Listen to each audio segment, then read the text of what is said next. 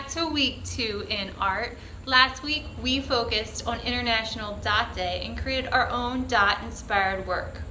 This week we're going to go back into the book, and the main character Vashti was having trouble making her mark.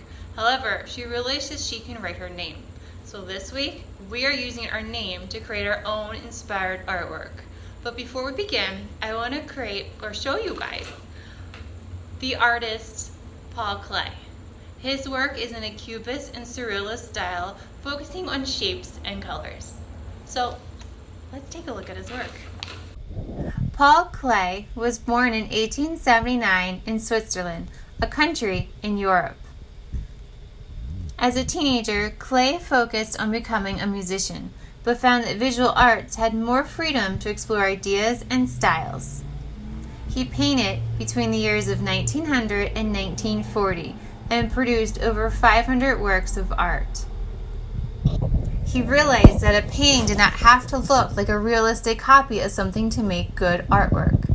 This type of art is known as abstract. His artwork focuses on the use of colors and shape to form his images.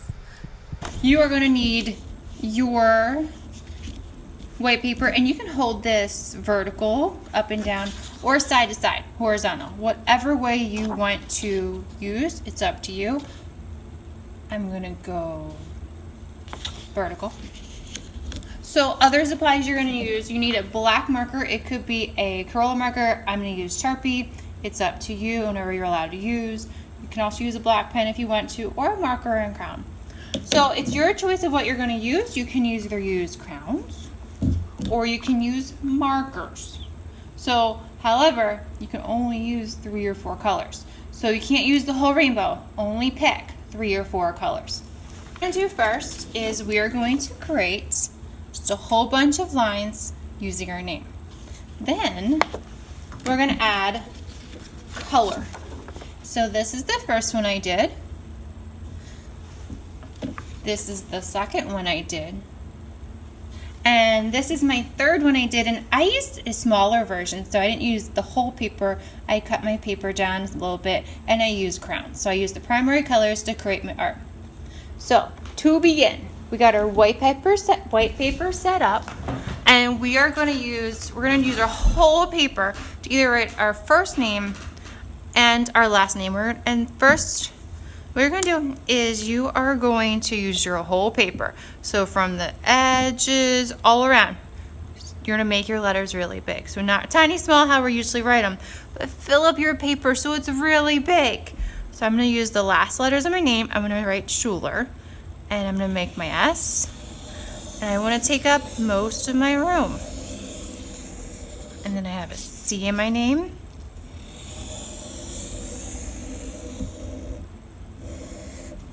An H,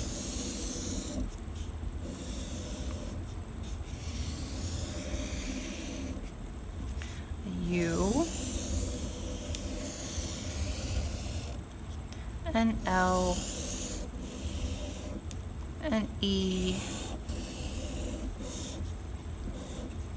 and if you just notice my E is a little smaller than my S, that's okay. And lastly, I have an R. And you can place where you want to start your letters. Alright, so now we got in our paper, it's just a whole bunch of lines in black, right? So now what we're going to do is we're going to color in the shapes that we've created. You don't have to color in every single shape. I had left spaces white in mine. That's okay. It's totally up to you and what you feel like doing. So I'm actually going to switch back to markers. So what I'm going to use, I am going to use a pink marker, which is actually called infrared. I'm going to use my blue marker and a purple. So I'm going to use one marker at a time, and I'm just going to start coloring in spaces. So I might color in some over here, one over here. However, your challenge is going to be not to put 2 of the same colors next to each other. So if I want to color in this shape here, do you think I should use pink? No, I want to use a different color. So no two of the same colors can touch each other. We want all different colors. All right, I am going to finish this up. You can watch the fast forward version if you want to, or if you feel like you got an idea in the direction and understand the directions, you may continue your artwork and have fun. And don't forget to share your work.